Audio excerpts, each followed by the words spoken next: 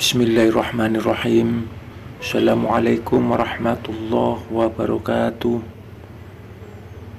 Ketemu lagi dengan Putra 47. Kali ini saya akan bercerita tentang bagaimana dialog ruh Syekh Abdul Qadir Al-Jailani radhiyallahu anhu dengan Rabbul Izzati atau Tuhan, sebagai bekal untuk sobat-sobat perjalanan cahaya di belahan dunia manapun Anda berada, yang selalu setia mendampingi diri bersama dalam menapaki tangga rohani lahir dan batin.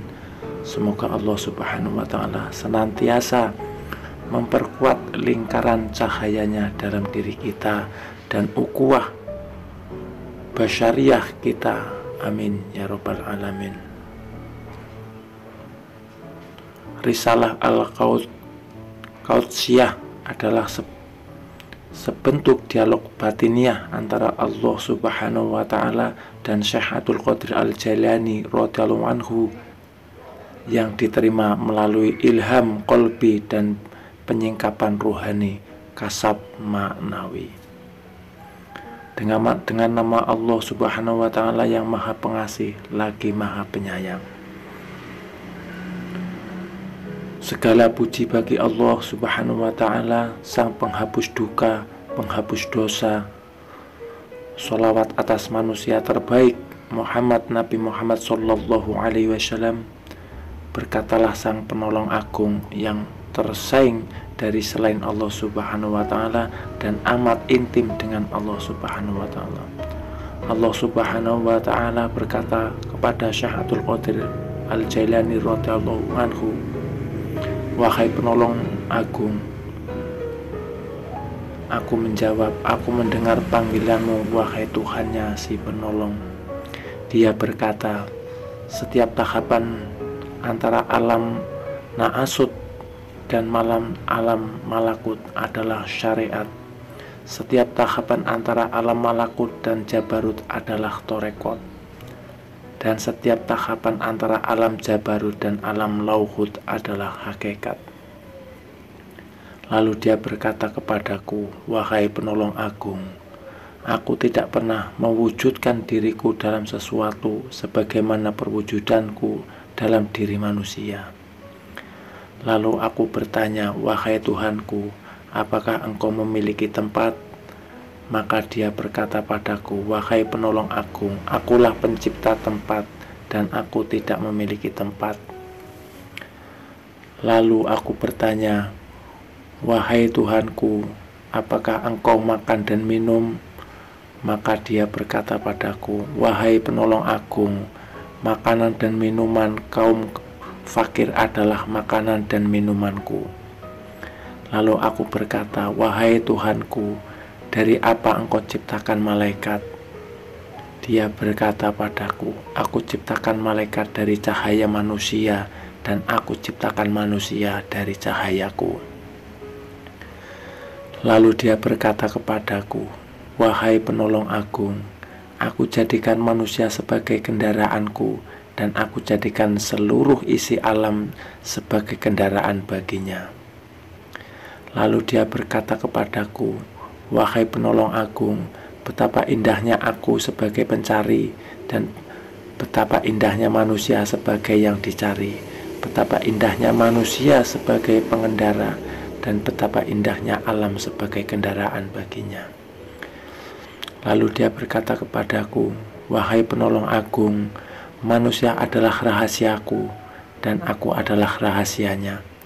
Jika manusia menyadari kedudukannya di sisiku, maka ia akan berucap pada setiap hembusan nafasnya, 'Milik siapakah kekuasaan pada hari ini?'" Lalu dia berkata kepadaku, "Wahai penolong agung, tidaklah manusia makan sesuatu atau minum sesuatu, dan tidaklah ia berdiri atau duduk, berbicara atau diam, tidak pula ia melakukan sesuatu perbuatan, menuju sesuatu atau menjauhi sesuatu, kecuali aku yang ada, aku yang berperan di situ. bersemayam dalam dirinya dan pergerakannya.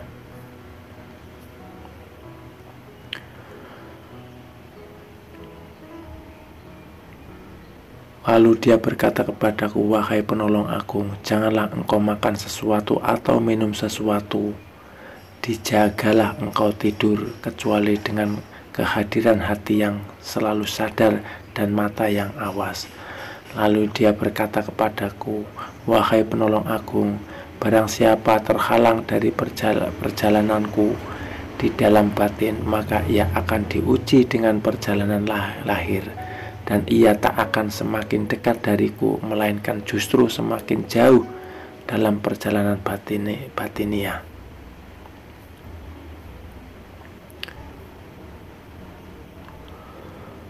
Wahai penolong agung, semua makhluk pada hari kiamat akan dihadapkan kepadaku dalam keadaan tuli, bisu, dan buta, lalu merasa rugi dan menangis.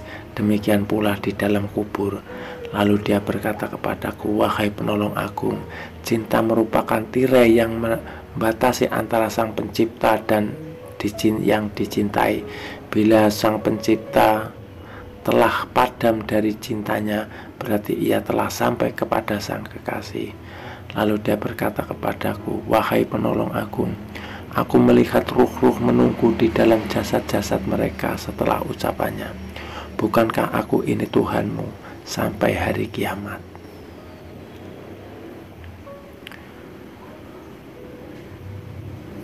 Wahai penolong agung, katakan pada sahabatmu dan pencintamu, siapa di antara kalian yang menginginkan kedekatan denganku, maka hendaklah ia memilih kefakiran, lalu kefakiran dari kefakiran. Bila kefakiran itu telah sempurna, maka tak ada lagi apapun selain aku. Lalu dia berkata, wahai penolong agung, berbahagialah jika engkau mengasihi makhluk-makhlukku, dan beruntunglah jika engkau memaafkan makhluk-makhlukku. Lalu dia berkata kepadaku, wahai penolong agung, katakan kepada pencintamu dan sahabatmu, apabila manfaat dari doa kaum fakir karena mereka bersamaku dan aku bersama mereka.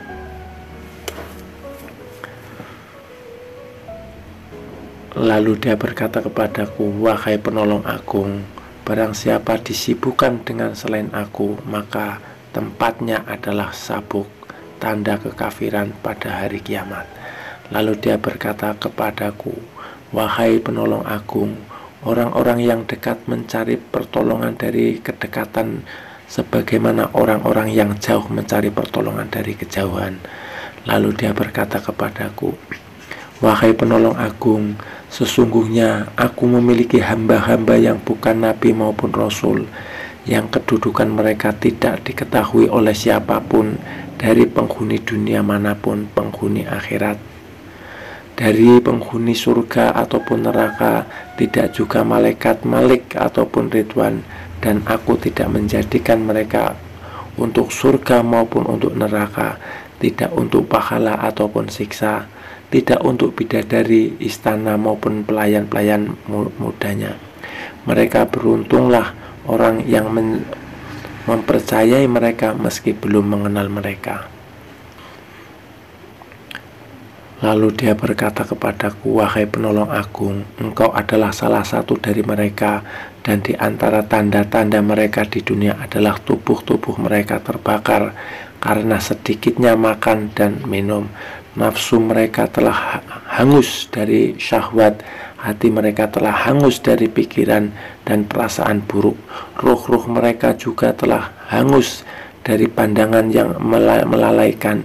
Mereka adalah pemilik kebahagiaan, keabadian yang terbakar oleh cahaya perjumpaan dengan Tuhan.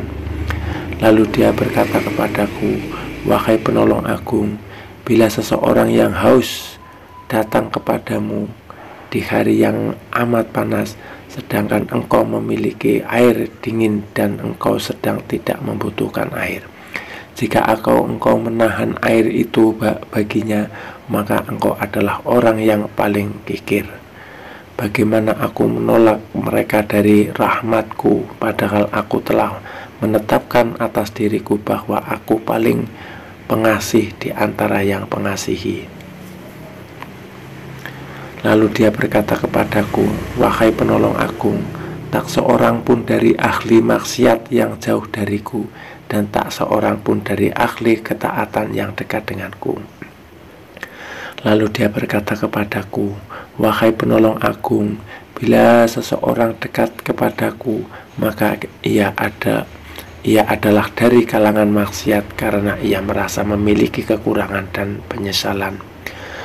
Lalu dia berkata kepadaku, wahai penolong agung, merasa memiliki kekurangan merupakan sumber cahaya, dan mengagumi cahaya diri sendiri merupakan sumber kegelapan. Lalu dia berkata kepadaku, wahai penolong agung, ahli maksiat akan tertutupi oleh kemaksiatannya, dan ahli taat akan menutupi oleh ketaatannya. Dan aku memiliki hamba-hamba selain mereka yang tidak ditimpa kesedihan, maksiat, dan keresahan ketaatan. Lalu dia berkata kepadaku, wahai penolong agung, sampaikan kabar gembira kepada para pendosa tentang adanya keutamaan dan kemurahan, dan sampaikan berita kepada para pengagum diri sendiri tentang adanya keadilan dan pembalasan. Lalu dia berkata, wahai penolong agung, ahli ketaatan selalu mengingat kenikmatan, dan ahli maksiat selalu mengingat yang maha pengasih. Lalu dia berkata kepadaku, wahai penolong agung, aku dekat dengan pelaku maksiat setelah ia berhenti dari kemaksiatannya. Aku jauh dari orang yang taat setelah ia berhenti dari ketaatannya.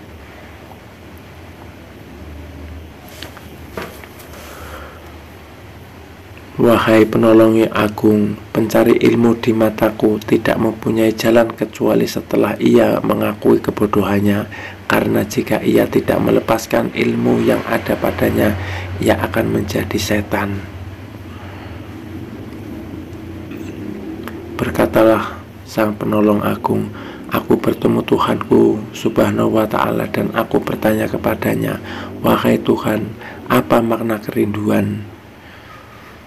Dia menjawab, wahai penolong agung, engkau mesti merindukanku dan mengosongkan hatimu dari selain aku. Lalu dia berkata kepadaku, wahai penolong agung, jika engkau mengerti bentuk kerinduan, maka engkau harus lenyap dari kerinduan, karena ia merupakan penghalang antara si perindu dan yang dirindukan.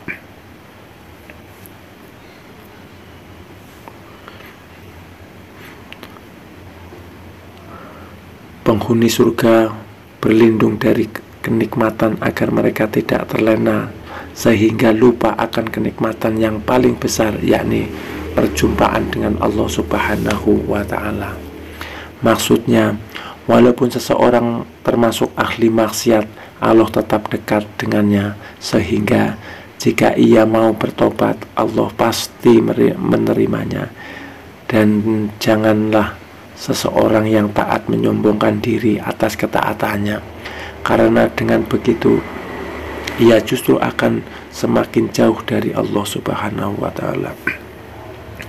Memiliki perasaan kekurangan dan penyesalan, itulah yang menyebabkan seseorang dekat kepada Allah subhanahu wa ta'ala.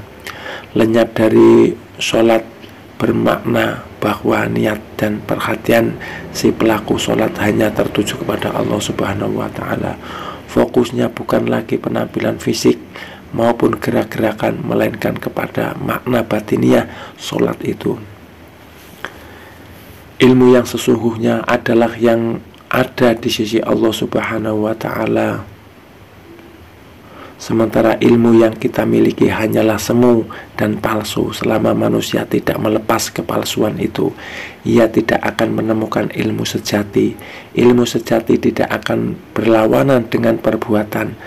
Setan adalah contoh pemilik ilmu yang perbuatannya berlawanan dengan ilmu yang dimilikinya.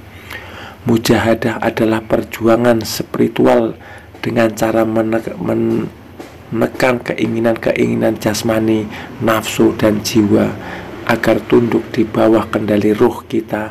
Musyahadah adalah penyaksian akan kebesaran dan keagungan Allah Subhanahu wa Ta'ala melalui tanda-tanda keagungannya di alam ini.